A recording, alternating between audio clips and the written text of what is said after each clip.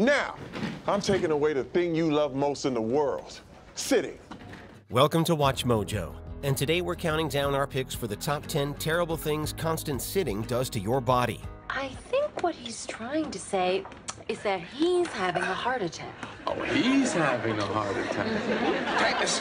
Come on. Shortness of breath. For this list, we'll be looking at the most destructive things constant sitting and no exercise does to the human body. Should you start getting some exercise? Let us know in the comments below. Number 10. Ruins your back. To the surprise of no one, sitting all day hunched over a computer screen or a phone wreaks havoc, not only on your neck and shoulders, but on your back as well. I broke my back. What do you mean by that? My back is broken. What, a vertebrae or what portion? Spinal. Sitting, particularly in a slouched position, puts a ton of strain on your poor back. It has the ability to compress your spine, which will lead to horrible chronic pain later in life. My back! Oh, my back! Luckily, there are a few ways to mitigate the disaster. Experts recommend standing and going for a little walk every half hour or so. And ergonomic chairs can do wonders for back health and proper posture. And then I passed out and haven't been able to stand up since. But I don't think it's anything serious. Number 9. Varicose veins.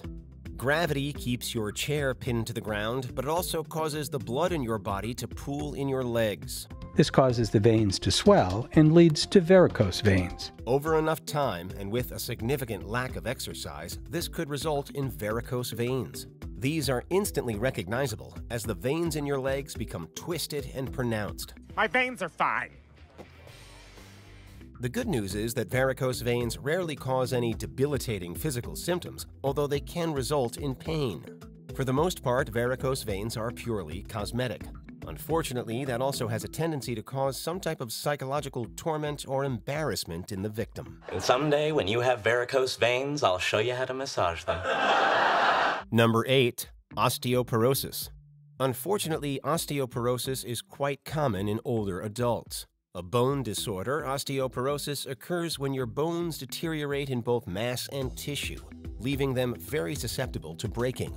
Even the most minor of accidents can result in a fractured bone, and it typically occurs in more serious areas like the hips and the back. And of course, fractures lead to extreme pain, disability, and even death. It's estimated that osteoporosis hits roughly 15% of adults over the age of 50 and 70% of those over 80. That's a good grape juice. And yes, a lack of exercise throughout adulthood combined with things like a bad diet and smoking can absolutely increase your chances of getting osteoporosis. They don't put as many chemicals in them. So those are healthy cigarettes. Something like that. Number 7. Negate exercise. Unfortunately, exercise isn't a do it one time and immediately feel better type of thing. It's a way of life, and remaining healthy requires constant exercise. Sir, have you had enough exercise for this morning? No. Sitting too much has the unfortunate ability to completely negate any exercise that you may have performed. For example, going for an hour-long hike in the morning and then coming home and crashing on the couch for 10 hours will not do anything. The time spent on the couch will vastly overpower whatever effects the hike had on the body. Experts recommend that you just keep moving, whether that's going for another walk or simply getting up and stretching from time to time. When I up, down, touch the ground, it puts me in the mood.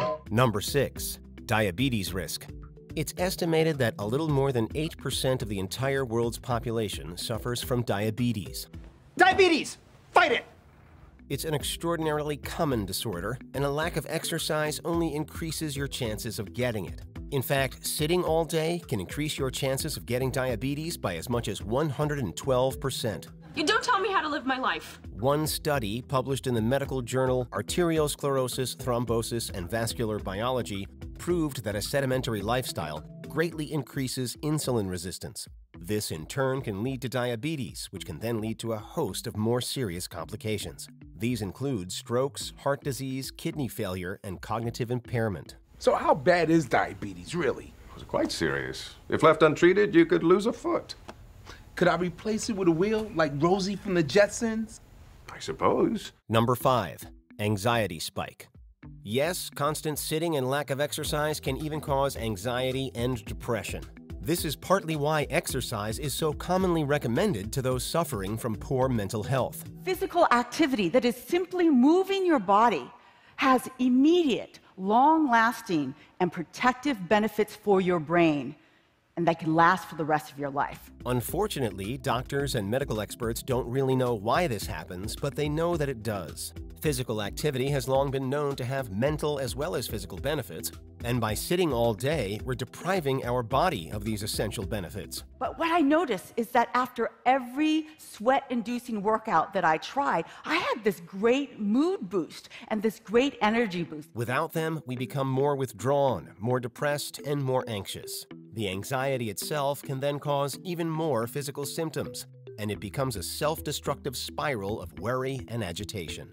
You find your whole days blending together to create one endless and suffocating loop. Number 4, deep vein thrombosis.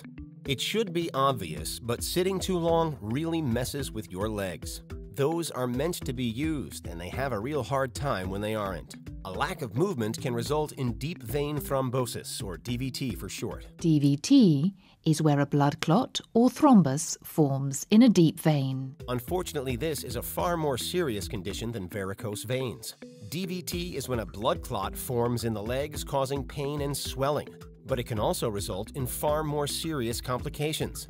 If left untreated, the clot can detach from the leg and travel to the lungs. The lodged clot, called a pulmonary embolism, may compromise blood flow to the lungs, resulting in shortness of breath, lightheadedness, coughing, and chest pain. This in turn can lead to a pulmonary embolism, which can result in cardiac arrest and sudden death. It's estimated that 10,000 Americans die in this manner every year.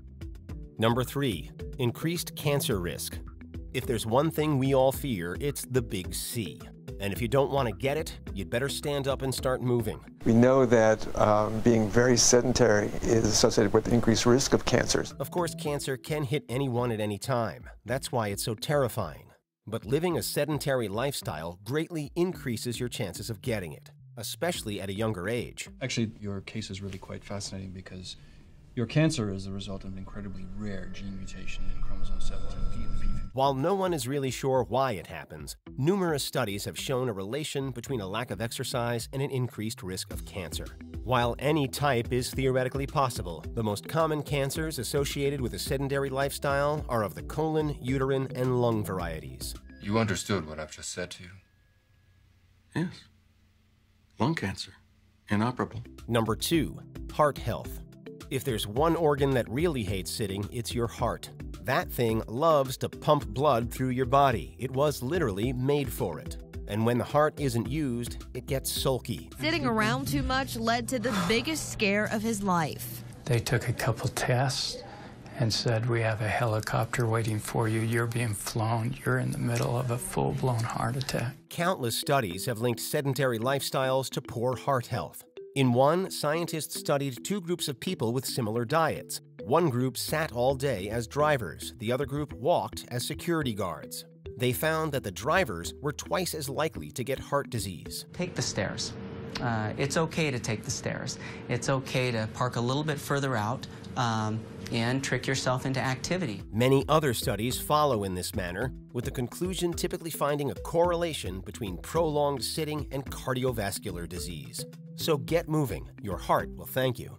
Certainly there's this idea of invincibility when we're younger, and you bounce back a little bit easier. Before we continue, be sure to subscribe to our channel and ring the bell to get notified about our latest videos. You have the option to be notified for occasional videos or all of them. If you're on your phone, make sure you go into your settings and switch on notifications. Number 1, it shortens your life. This is all to say that if you sit all day every day, your odds of prematurely dying significantly increase. Maybe you develop lung cancer. Maybe you suffer a heart attack in middle age because it wasn't used enough. Maybe you get diabetes and suffer kidney failure. What the hell did you give my buttercup? I just gave him some candy and some chips and some pink popcorn and some Funyuns. This horse is a diabetic! Maybe you suffer a pulmonary embolism and die from a random heart attack. Sitting on the couch all day may sound relaxing, but it significantly messes with your body and will lead to countless problems later in life. When you're 80 and healthy, you'll thank yourself for going for that walk instead of watching the next episode. You know what I want to do? What? Strut.